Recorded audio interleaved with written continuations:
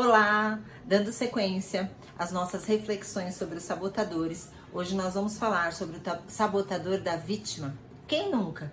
Quem nunca utilizou o sabotador de vítima para se favorecer em alguma situação, para ter algum tipo de ganho secundário diante de uma circunstância? Os vitimistas, habitualmente, eles exacerbam as situações que te acontecem. E diante desse mecanismo de exacerbar, de amplificar as situações, eles aumentam a gravidade dessa situação. E diante desse comportamento, na maioria das vezes, utilizam-se de palavras e frases como: é sempre assim. Eu nunca fui feliz no meu trabalho. Eu nunca consegui guardar dinheiro. Nada de bom acontece comigo. Os vitimistas, eles utilizam de palavras como nunca, tudo, nada, sempre. E são palavras abrangentes, palavras que têm um sentido permanente. E com isso eles vão ficando cada vez mais limitados a enxergar as coisas pelo lado negativo.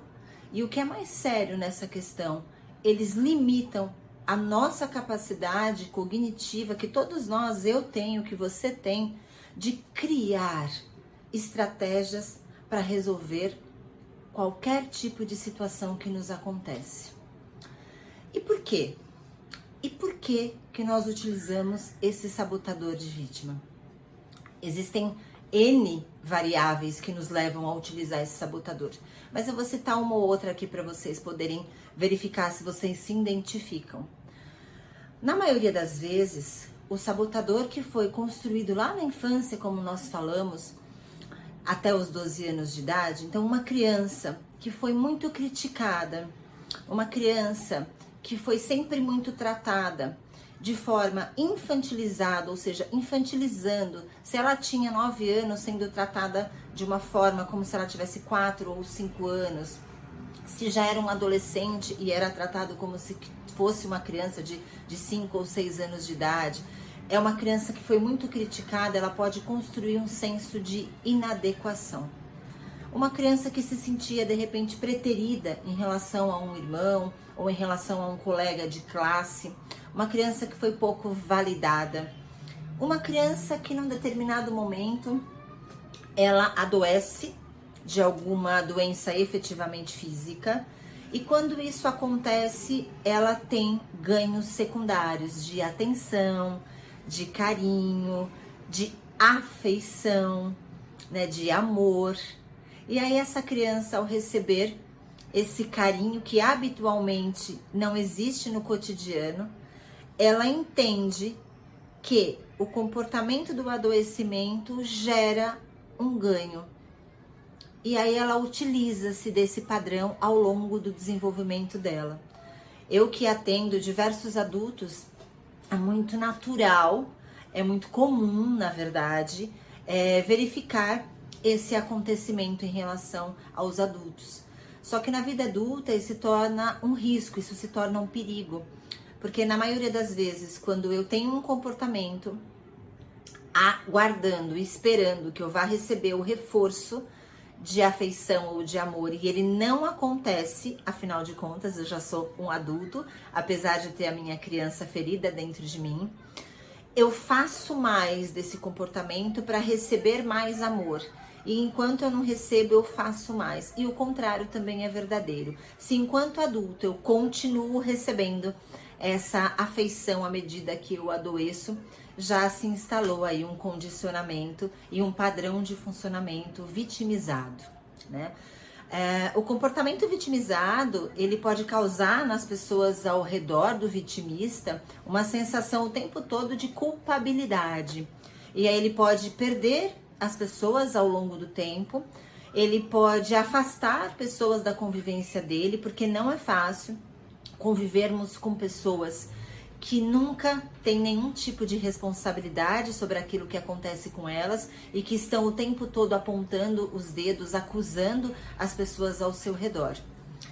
E aí, como é que a gente faz né? Como é que a gente faz, Regiane, para enfraquecer esse sabotador, então, que tá dentro de mim?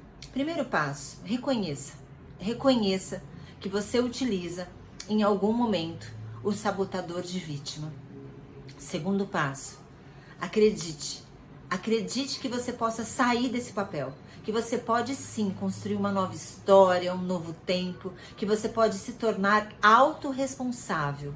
Acredite que você é o co-criador do mundo à sua volta.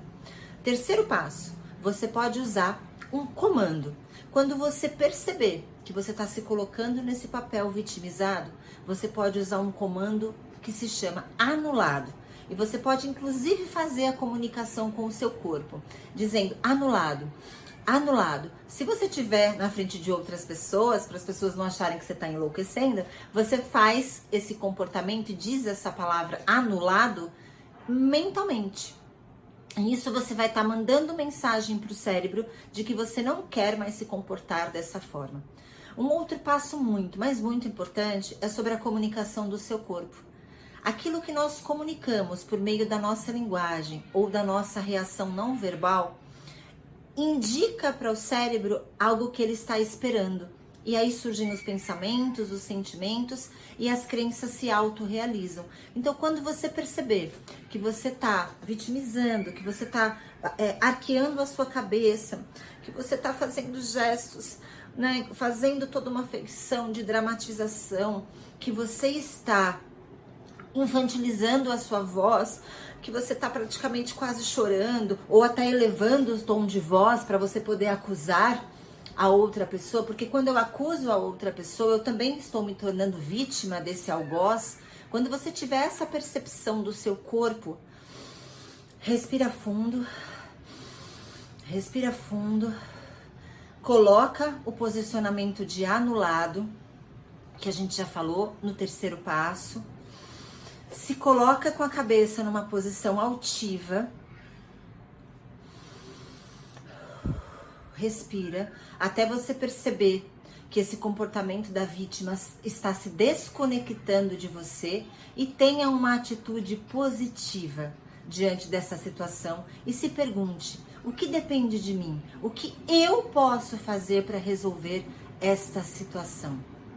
Eu espero que vocês estejam gostando. E se você está gostando, compartilha com os seus amigos, compartilha com aquela pessoa que você sabe que precisa de alguma forma ouvir o que a gente tem construído aqui juntos. E eu espero vocês em nosso próximo Sabotador. Fiquem atentos. Um beijo no coração de vocês e até a próxima.